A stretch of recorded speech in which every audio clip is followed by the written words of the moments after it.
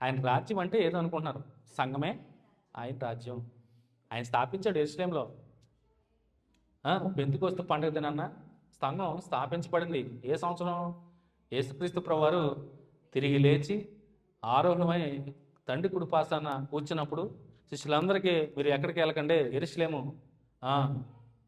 వెళ్ళి మీరందరూ దేవుని ఆత్మ కొరకు వేచి ఉండండి అన్నప్పుడు, మేడగదుల వాళ్ళందరూ ఉన్నప్పుడు గొప్ప అగ్ని విభాగింపబడి నాలుకల ద్వారా అలా వచ్చి వారి మీద వాలినప్పుడు వారేం భయపడలేదండి.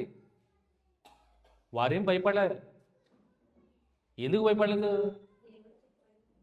ఒకప్పుడు భయపడ్డారు దేవుడు అంటే. ఈవెన్ యాజకులు కూడా భయపడ్డారు. దేవుడు దిగి వస్తుంటే యాజకులు వణికిపోయారు. దేవుని యొక్క తేజ మహిమను చూడలేక నిలువలేకపోయారు. మన కీర్తనలు కూడా పాడుకుంటాం. సొలొమోను కటువంటి గొప్ప మందును సొలొమోను గారు ముగించుకుని దేవునికి ప్రతిష్ఠ చేసే టైంలో గొప్ప బలులు అర్పించి దేవునికి ప్రతిష్ఠ చేసే సమయంలో దేవుడు దిగొచ్చే సందర్భం ఒళ్ళంతా జలరిస్తుంది ప్రతి ఒక్కరూ. ఈవెన్ యాజకులు, దేవుడు ఏర్పరిచినటువంటి యాజకులు కూడా ఆయన తేజ మహిమను చూడలేక వణికిపోయారంటండి.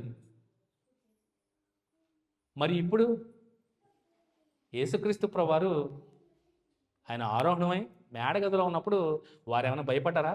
దేవుని ఆత్మ దిగొచ్చినప్పుడు భయపడలే. ఆ ఆత్మను పొందుకున్నారండి. మరి అప్పుడున్న భయం ఇప్పుడు లేదంటే, అంటే దేవునికి తెగిపోయిన బంధం, మానవునికి దేవునికి తెగిపోయినటువంటి బంధాన్ని క్రీస్తు అనుసంధానం చేసి ఆయన రక్తాన్ని ధారపోసి సంఘమే ఆయన స్థాపించుకుని ఆయన శరీరముగా ఆ సంఘంలో మనందరం కూడా అవయవాలుగా ఉండి మనమే మందిరం అయ్యాం. అంతే కదండి. ఒకప్పుడు మందిరం అంటే గొప్ప కట్టడం. ఆదిమ ఇశ్రాయేలు అంటే ప్రారంభ ఇశ్రాయేలీలు గుడారాలు వేసుకుని ప్రత్యక్ష గుడారంలో దేవుని ఆరాధించేసేవారు. ఆరాధన అయిపోగానే మరో వేరే ప్లేస్కి వెళ్ళినప్పుడు మళ్ళీ ఆ టెంట్ విప్పి మళ్ళీ వేరే ప్రాంతంలో వేసి అక్కడ ఆరాధన చేసుకునేవారు. నిర్దిష్టమైన స్థలం లేదు. కానీ సొలొమోను గారి ద్వారా పర్మనెంట్ మందిరాన్ని కట్టినప్పుడు భయపడ్డారు. దేవుని యొక్క తేజ మహిమ దిగినప్పుడు